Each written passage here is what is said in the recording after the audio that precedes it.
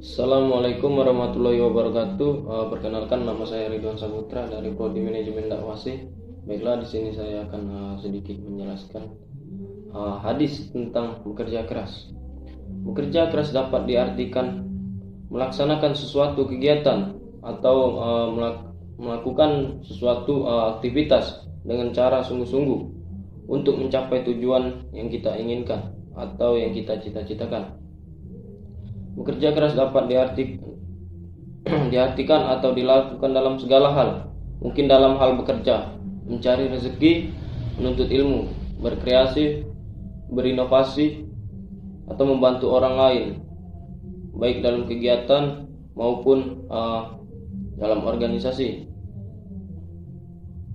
Bekerja keras adalah salah satu ajaran Islam yang wajib dibiasakan oleh umatnya.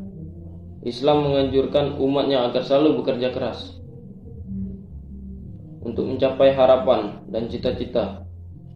Hal ini sebagaimana ditegaskan dalam firman Allah Subhanahu wa taala yang berbunyi sebagai berikut, artinya, dan carilah pahala negeri akhirat dengan apa yang telah dianugerahkan Allah Subhanahu wa taala kepadamu, tetapi janganlah kamu lupakan bagimu di dunia. Quran surat Al-Qasas ayat 77. Secara tegas mengingatkan bahwa kita dilarang hanya untuk meningkatkan kehidupan di akhirat dan melupakan kehidupan di dunia.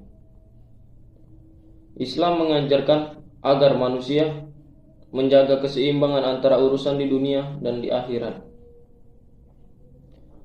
Bekerja untuk dunia wajib seimbang dengan beribadah untuk di akhirat kelak. Khusus untuk meraih kesuksesan dalam kehidupan di dunia, syaratnya wajib dilakukan dengan urusan dan kerja keras. Keseimbangan dan etos kerja. Sebenarnya umat Islam termasuk beruntung karena semua pedoman dan paduan sudah terkodifikasi. Kini tinggal bagaimana menerjemahkan dan mengapresiasikannya dalam kegiatan sehari-hari.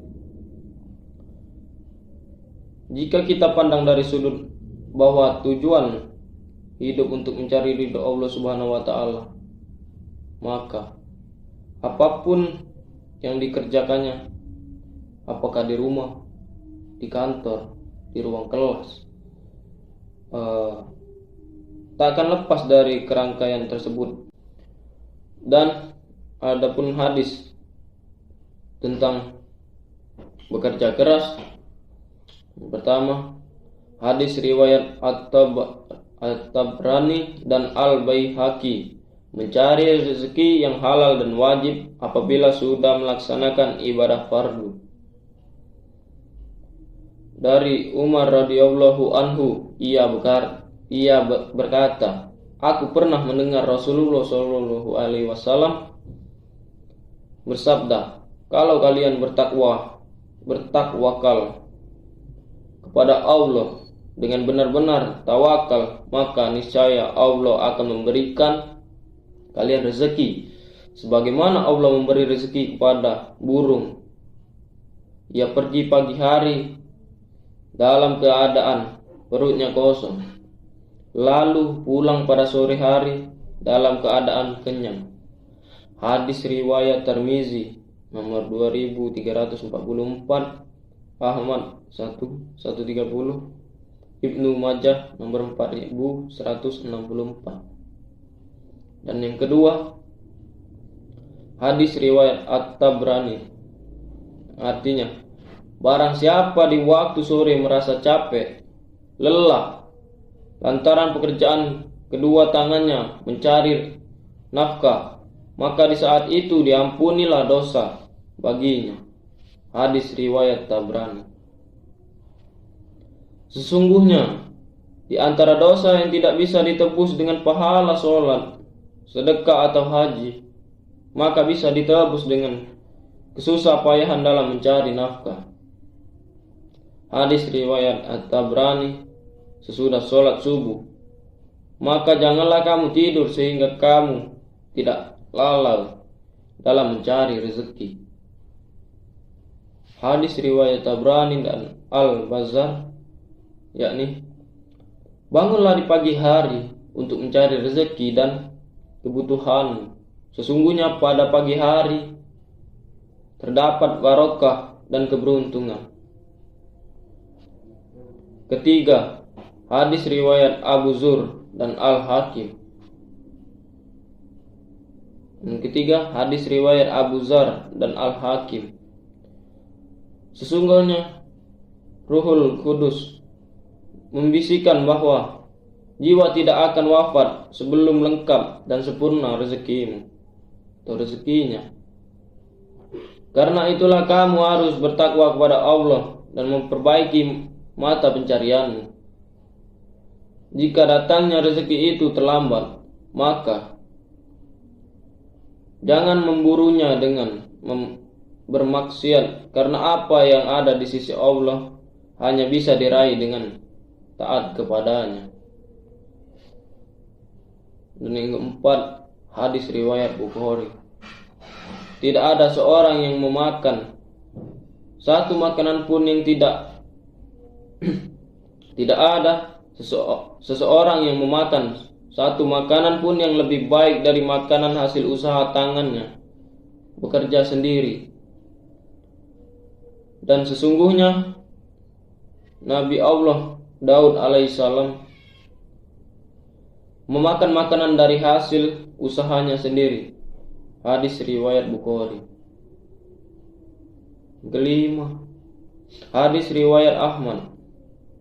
Artinya, sesungguhnya Allah menyukai hamba yang bekerja dan terampil.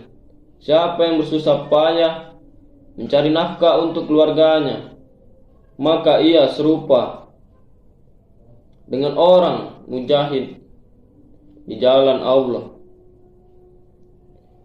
Keenam, hadis riwayat Ad-Dailami. Sesungguhnya Allah senang melihat hambanya yang bersusah payah dalam mencari rezeki yang halal. Yang ketujuh, hadis riwayat Ahmad. Ya Allah, berkahilah umatmu di waktu pagi bagi mereka yang bangun di waktu fajar untuk mencari nafkah. Kelapan, hadis riwayat Al-Baihaqi.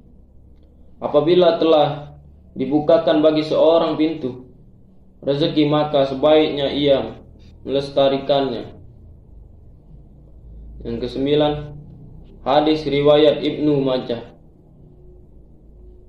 Di dalamnya terdapat, tidak ada yang lebih baik dari usaha seseorang laki-laki kecuali dari hasil tangannya bekerja sendiri. Dan apa yang dinafkahkan oleh seorang laki-laki kepada istri dan anak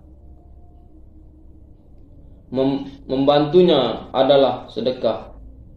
Hadis riwayat Ibnu Majah.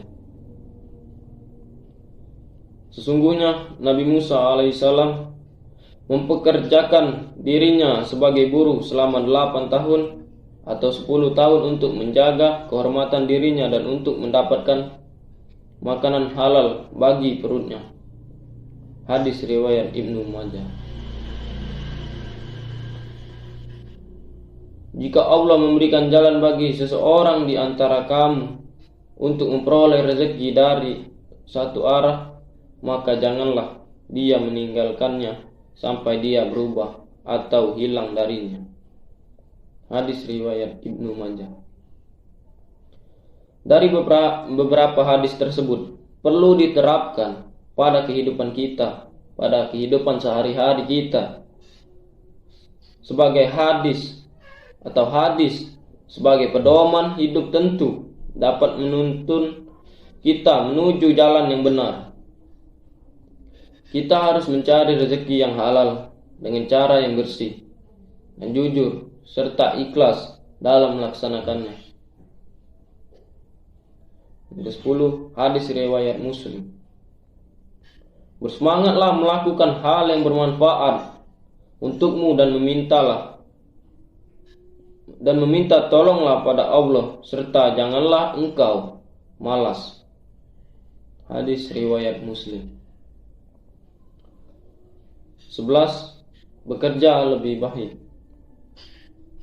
Dari Abi Abdillah Zubair bin Awam radhiyallahu anhu, ia berkata, Rasulullah bersabda, sesungguhnya seorang di antara kalian membawa tali-talinya dan pergi ke bukit untuk mencari kayu bakar dan diletakkan di punggungnya untuk dijual, sehingga ia bisa menutup kebutuhannya, adalah lebih baik daripada meminta-minta kepada orang lain, baik mereka memberi atau tidak. Hadis riwayat Bukhari nomor 1471. Sekian dari saya. Apabila terdapat salah kata, saya mohon maaf. Pada Allah saya mohon ampun. Wallahul muwaffiq ila aqwamit thoriq. Wassalamualaikum warahmatullahi wabarakatuh.